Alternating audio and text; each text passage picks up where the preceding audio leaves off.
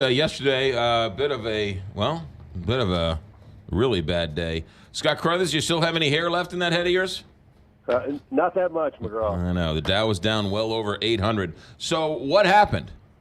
Well, it was just a hard day. It looked like a little bit of sell-off. The Dow was down 831 points to 25,598. NASDAQ down 315 to 7422, and the S&P 500 dropped at 94 to 2785. Wall Street tumbled as investors dumped tech and FANG stocks on reduced risk appetite, while Treasury yields jumped on strong economic data. The dollar, however, lost ground against a basket of currencies, and gold edged up. So all in all, a bad day yesterday. And, one thing you always have to say is some small, corrections like this are, healthy overall for the stock market. So. Yeah. Just as bad as it was, just be glad you're not Jeff Bezos. He lost $9 billion yesterday. Exactly. Well, of course, he's got quite a few billion. That's right. Yeah. And then I love it when they're like, "It's all paper loss. Don't worry about it." All right. Billion in paper. Let's go to North County. How are we doing with Boeing? How did they handle it yesterday?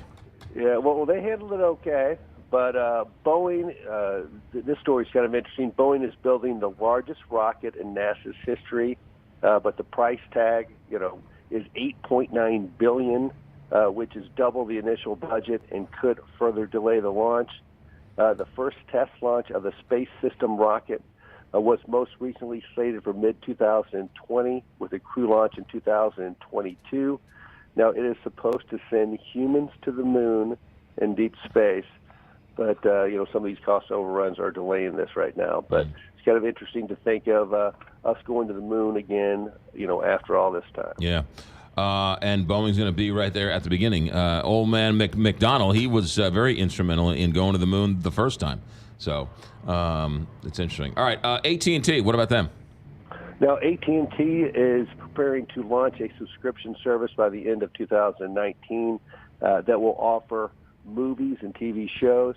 The service is anchored by HBO and include everything from Casablanca to Harry Potter, Batman, to TV series like ER or Pretty Little Liars. The strategy appears to be similar to Hulu, which AT&T owns about 10% of. Yeah. That's interesting. No local channels, but they have, all Time Warner content on that streaming service. That's interesting. And then finally, what are we hearing from Delta? Now, Delta Airlines reported third-quarter profit that beat analyst estimates. Net income rose to $1.31 billion, or $1.91 a share, from $1.16 billion, or $1.61 a share a year earlier. They credit the strengthening U.S. economy, which has spurred travel demand and helping airlines raise prices. Mm-hmm. All right, Scott Crothers, after yesterday, what are we looking at today to start the day? Well, to start the day, the futures right now on the Dow look down 194. So we're getting a little follow-through on the downside, which is not real good. Data from the Labor Department will probably show the Consumer Price Index. CPI increased 0.2% in September after edging up with similar percentage in August. Core CPI is forecasted to increase 2.3% after rising 2.2% in August. We also are expecting initial claims for state unemployment benefits, and is expected to rise about 206,000 during the week ended October 6th from 207,000 in the prior week. We also are getting earnings from Wall Street Alliance, not Wall Street Alliance, Walgreens Boots Alliance.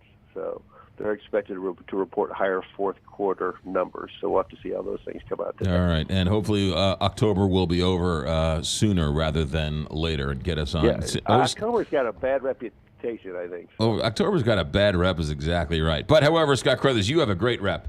Scott, thanks for getting in early, and read the tea leaves for us and come back and tell us all about it tomorrow.